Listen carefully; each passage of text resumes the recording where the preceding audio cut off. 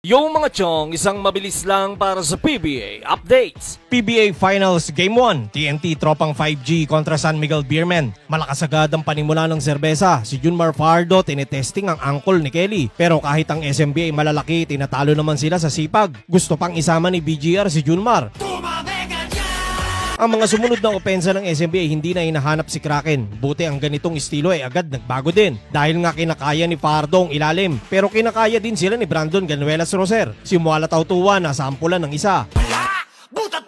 Si Predator wala pang ganap sa beer. Maging si Calvin Oftana ang signal mahina pa. Pero ang nagbabalik na si RR Pugoy nagmamalupit na. Tropa ang nakauna 28-22. Sa ikalawang kanto nakadistansya ang TNT. Si BGR ganun pa rin kabisi.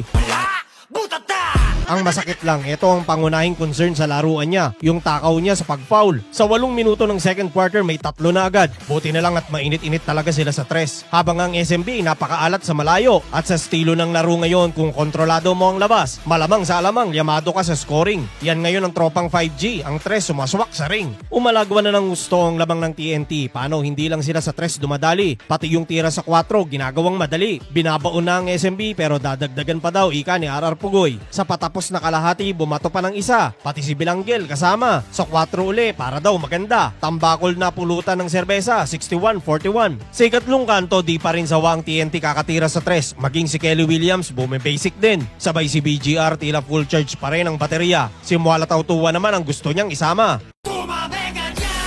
Sa quarter na to, naramdaman na si CJ Perez. Nadadaan niya na sa bilis. At pag ganyan na siya kalapit, bihira na tong magmimintes. Si Junmar Fajardo na pag-iinitan ng depensa. Pero yung lakas ni Kraken lumalabas pa rin talaga. Kalabaw lang ng kalabaw hanggat kaya. Nakahataw ng bahagya dito si Predator. Ang tumapos sa quarter na to ay kanyang score. Pero malayo-layo pa rin ang kanilang hahabulin. Dahil lang nakadistansya, TNT pa rin. Sa uling yugto, SMB naman ang dumipensa. Ang momentum napunta sa kanila. Si CJ Perez pumasa ng maganda.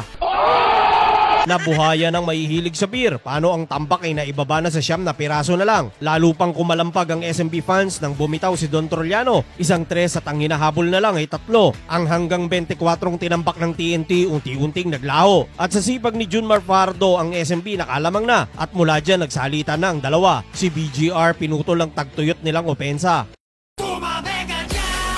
Si Playoff Ross meron ng binida. Sumagot din si Pugoy para ang lamang ay mapunta uli sa kanila. Pero may atake mula kay Muala Tautuwa. Isang salpak na bumalik pa. Huling 6 na segundo lamang ang SMB ng isa. But wait, tinawagan ng basket interference sa pagkakakapit sa ring ni Tautuwa. Kaya ang TNT pa rin ang lamang ng isa. Foul game na. Free throw si Oftana, pasok ang dalawa. 3.6 seconds bola ng serbesa. Si CJ Perez ang tumira. Sablay. At yun na nga, panalo ang TNT. Best player of the game si RR Pugoy na umasinta ng 24 points. Sakto at matulis na pagbabalik para kay Pugoy. Nakauna ang TNT sa serye habang bad trip sa pito ang SMB. Si Chris Ross, eto na lang ang masasabi.